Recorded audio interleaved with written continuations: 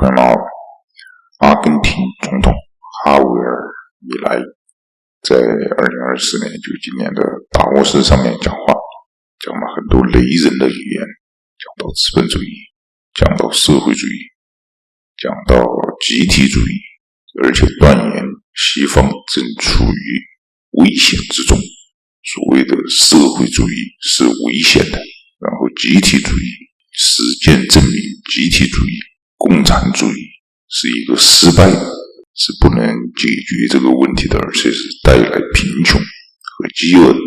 这些观点震惊了全世界啊！可能这个米莱是一个开始，他是第一个能够勇敢站出来说话的这样一个人，可能后面还会陆续的有更多的人站出来，把他们心里认识到的共产主义、社会主义、集体主义的这些言论发表出来。视频有点长，需要有点耐心，但是听了应该是醍醐灌顶啊！对于那些还认不清、看不清楚、不知道这个世界运作的真相的人，应该是很有帮助的。好，下面我们来听听他完整的这么一个讲话，看看他到底说了什么，足以颠覆这个世界的一个世界观，颠覆很多人的世界观。Have abandoned the model of freedom for different versions of what we call collectivism.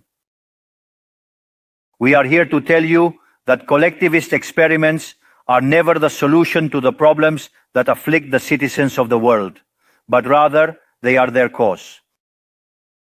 Trust me, there is no one better than us Argentines to provide testimony on these two issues. When we embraced freedom in 1860, in 35 years we became the world's first dominant power. 35 years we became the first world power. While when we embraced collectivism, over the past 100 years, we saw how our citizens began to systematically impoverish themselves until they fell to the 140th position in the world. But before we can have this discussion, it would be important for us to first look at the data that supports why free market capitalism is not only a possible system to end world poverty, but also the only morally desirable system to achieve it. If we consider the history of economic progress, we can see how from year zero until around 1800, the world's per capita GDP remained practically constant throughout the reference period. If one looks at a chart of the evolution of economic growth throughout human history, one would be seeing a chart with the shape of a hockey stick, an exponential function that remained constant for 90% of the time and exponentially shoots up from the 19th century. The sole exception to this stagnant history was at the end of the 15th century with America's discovery. Except for this, from year 0 to 1800, global per capita GDP remained stagnant without any significant changes. Now, not only did capitalism generate an explosion of wealth from the moment it was adopted as an economic system, but if one analyzes the data, what is observed is that growth has been accelerating throughout the entire period. During the entire period between year 0 and 1800, the per capita GDP growth rate remained stable at around 0.02% annually, that is, practically without growth. From 19th century, with Industrial Revolution, growth rate reaches 0.66%. Given the current rate, it would require a time span of approximately 107 years to achieve a twofold increase in per capita GDP. In 1900-1950, growth rate rises to 1.66% annually. We no longer need 107 years to double per capita GDP, but 66. If we take the period between 1950 and the year 2000, we can see that the growth rate was 2.1% annually, which would mean that in just 33 years, we could double the world's per capita GDP. This trend, far from stopping, remains alive even now. If we consider the period from 2000 to 2023, the growth rate increased again at 3% per year, meaning we could double our per capita GDP globally in only 23 years. Now, when studying per capita GDP from 1800 to today, what is observed is that after the Industrial Revolution, global per capita GDP multiplied by more than 15 times, generating an explosion of wealth that lifted 90% of the world's population out of poverty. We must never forget that by the year 1800, about 95% of the world's population lived in extreme poverty, while that number dropped to 5% by the year 2020, prior to the pandemic. The conclusion is obvious. Far from being the cause of our problems, free market capitalism as an economic system is the only tool we have to end hunger, poverty, and destitution throughout the planet. The empirical evidence is unquestionable. Therefore, as there is no doubt that free market capitalism is superior in productive terms, the left's doxa has attacked capitalism for its moral issues, for being, according to them, as its detractors say, unjust. They claim capitalism is bad because it's individualistic and collectivism is good because it's altruistic towards others. And thus they strive for social justice. But this concept that has become trendy in the developed world recently, in my country, it has been a constant in political discourse for over 80 years. The issue is that social justice is unfair and doesn't contribute to general well-being. On the contrary, it's an inherently unfair idea because it's violent. It's unfair because the state is financed through taxes, and taxes are collected coercively. Or can any of us confidently say that they pay taxes of their own free will? This implies that the state is funded through coercion, and that the higher the tax burden, the greater the coercion, leading to a reduction in freedom. Those who promote social justice start from the idea that the economy as a whole is a cake that can be distributed in a different way. But that cake is not given. It is wealth that is generated in what, for example, Israel Kirzner calls a market discovery process. If the good or service that a company offers is not desired, that company goes bankrupt unless it adapts to what the market is demanding. Create a high-quality product at a good price or attractive, succeed and produce more, so the market is a process of discovery where the capitalist finds the right direction on the go. But if the state punishes the capitalist for success and blocks him in this process, it destroys his incentives, and the consequences are that he will produce less and the cake will be smaller, generating harm to society. Collectivism, by inhibiting discovery and hindering appropriation, ties the entrepreneur's hands, preventing him from producing better goods and offering better services at a better price. How can it be then that from academia, international orgs, politics, and econ theory, an econ system is demonized that not only has lifted 90% of the world's pop out of extreme poverty and does so increasingly faster, but is also fair and morally superior?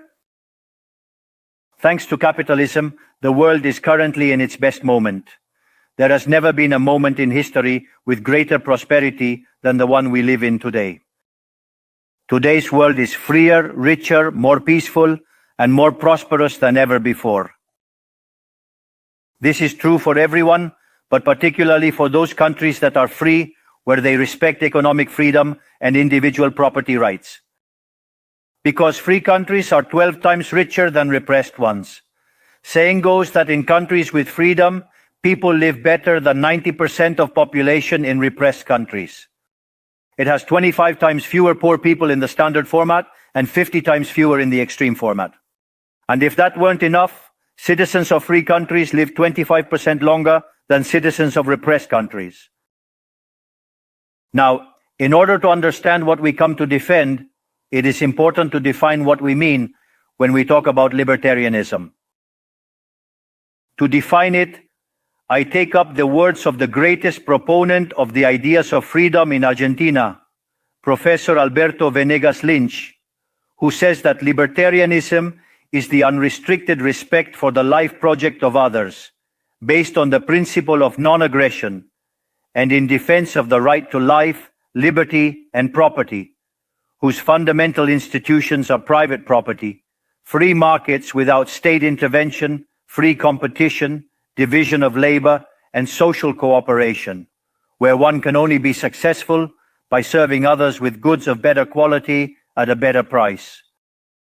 In other words, the capitalist, the successful entrepreneur, is a social benefactor who contributes to the well-being of society as a whole. In short, a successful entrepreneur is a hero. This is the model that we are proposing for the future of Argentina, a model based on the fundamental principles of libertarianism, the defense of life, freedom, and property. Now, if free market capitalism and economic freedom have been remarkable instruments to eradicate poverty globally, and we are presently experiencing the most favorable period in human history, it is worth inquiring why I assert that the West is in jeopardy. I argue that the West is endangered as in countries defending free market, private property, and other institutions of libertarianism, sectors of the political and economic establishment, due to errors in their theoretical framework and ambition for power, undermine libertarianism, opening doors to socialism and potentially condemning us to poverty, misery, and stagnation. Because it should never be observed that socialism is always and everywhere impoverishing, failed in all countries where attempted. It was a failure economically, it was a failure socially, it was a failure culturally, and it also killed more than 100 million human beings. The main problem of the West today is that we not only have to confront those who, even after the fall of the wall and overwhelming evidence, continue to advocate for impoverishing socialism, but also our own leaders, thinkers, and academics who, sheltered in a misguided framework, undermine the foundations of the system that has given us the greatest wealth and prosperity in our history. The theoretical framework I am referring to is neoclassical economic theory, which designs an instrument unintentionally functional to the intrusion of the state, socialism, and the degradation of society. The issue with neoclassicals is that since the model they fell in love with doesn't match reality, they attribute the error to the supposed market failure instead of revising the premises of their model. On the text about a supposed market failure, regulations are introduced that only generate distortions in the price system that hinder economic calculation and consequently savings, investment, and growth. This problem essentially lies in the fact that not even supposedly libertarian economists understand what the market is, since if it were understood, it would quickly be seen that it is impossible for there to be such a thing as a market failure. The market is not just a graphical description of a supply curve and a demand curve on a graph.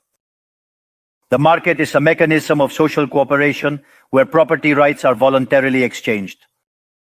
Thus, considering this definition, discussing market failure is a contradiction in terms. There is no market failure. If transactions are voluntary, the only situation in which there can be a market failure is if there is coercion present. And the only one with the ability to coerce in a generalized manner is the state that possesses the monopoly of violence. Consequently, if someone considers that there is a market failure, I would recommend that they check if there is state intervention in the middle. If no state intervention found, suggest reanalyzing as it is definitely wrong. Market failures do not exist. An example of the alleged market failures described by neoclassicals are concentrated structures in the economy. However, without functions that demonstrate increasing returns to scale, whose counterpart are the concentrated structures of the economy, we would be unable to explain the phenomenon of economic growth from 1800 to the present day. Look how interesting. Commencing from the year 1800 and extending onwards, with the population experiencing a multiplication of more than 8 or 9 times, the per capita income underwent a growth of more than 15 times in magnitude. To clarify, there are more returns. This caused poverty to drop from 95% to 5%. However, the presence of increasing yields implies the existence of concentrated structures, which would be referred to as, for example, a monopoly in the market economy. How can it be that something that has generated so much well-being, according to neoclassical theory, that is considered a market failure? Neoclassical economists think outside the box. When the model fails, don't get angry with reality. Get angry with the model and change it. The dilemma for the neoclassical model is that they aim to enhance market functioning by targeting perceived failures. By doing so, they not only open doors to socialism, but also undermine economic growth. For instance, implementing regulations on monopolies, dismantling their profits, and obliterating increasing returns would inevitably annihilate economic growth. In other words, each time you want to correct a presumed market failure, inevitably, due to not knowing the market or because you have become attached to a failed model, you are opening doors to socialism and condemning people to poverty. However, in the face of the theoretical demonstration that state intervention is harmful, the empirical evidence that it failed because it could not be otherwise, the solution that collectivists will propose is not greater freedom, but greater regulation, generating a downward spiral of regulations until we all become poorer and the lives of all of us depend on a bureaucrat sitting in a luxury office. Given the resounding failure of collectivist models and the undeniable advances of the free world, socialists were forced to change their agenda. They left behind the class struggle based on the economic system to replace it with other supposed social conflicts equally harmful to community life and economic growth. The first of these new battles was the ridiculous and unnatural fight between man and woman. Libertarianism already establishes equality between sexes. The cornerstone of our creed states that all men are created equal, that we all have the same unalienable rights granted by the Creator, among which are life, liberty, and property. This radical feminism agenda has led to increased state intervention, hindering the economic process. It provides jobs to bureaucrats who haven't contributed anything to society, whether through women's ministries or international organizations promoting this agenda. Another conflict that socialists pose is that of humans against nature. They argue that humans cause harm to the planet and that it must be protected at all costs, even advocating for population control mechanisms or supporting the controversial agenda of abortion rights. Unfortunately, these harmful ideas have strongly permeated our society. Neo-Marxists have managed to co-opt the common sense of the Western world.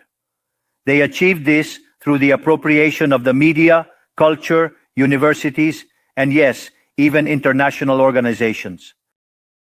The final case is very serious, as it involves institutions with huge influence on the political and economic decisions of the countries in these multilateral organizations.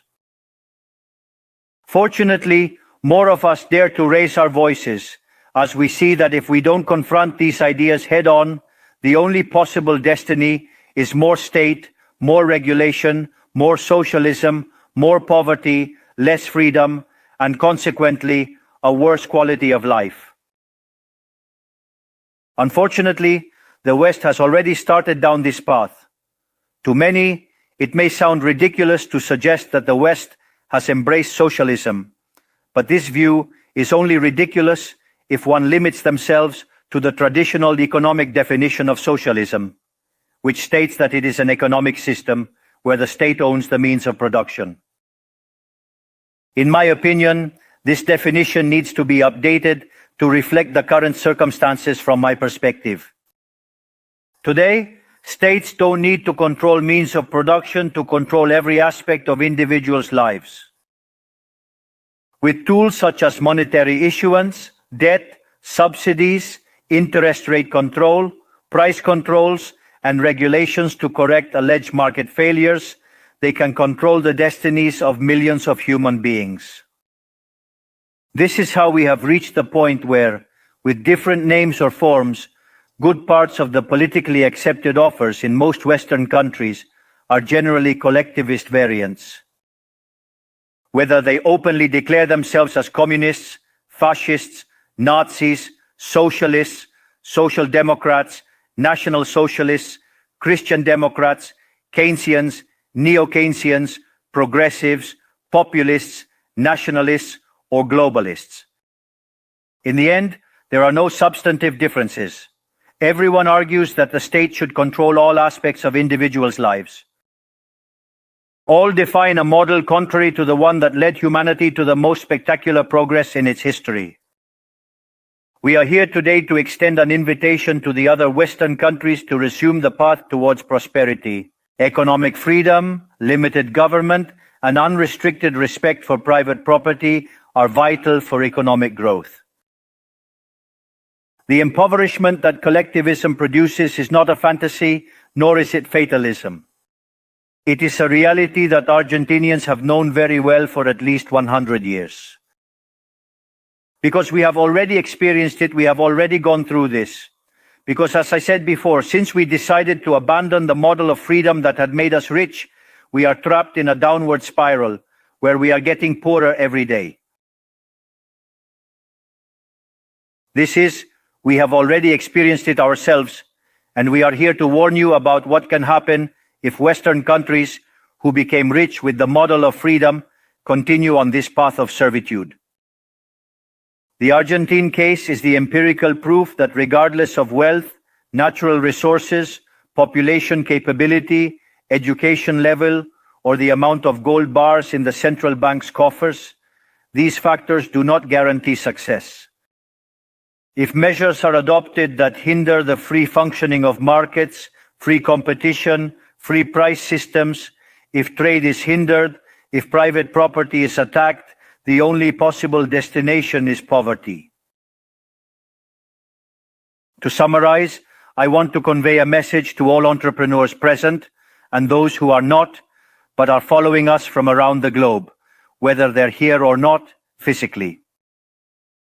Don't be intimidated by the political caste or the parasites who live off the state. Don't yield to a political class that only wants to prolong its power and preserve its privileges. You are social benefactors. You are heroes.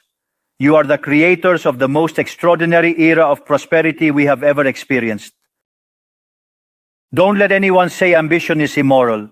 If you earn money, it's because you provide a superior product, better price, contributing to well-being. Do not yield to the advance of the state. The state is not the solution. The state is the problem itself. You are the true protagonists of this story, and know that from today, you have Argentina as an unconditional ally. Thank you very much, and long life freedom, damn it.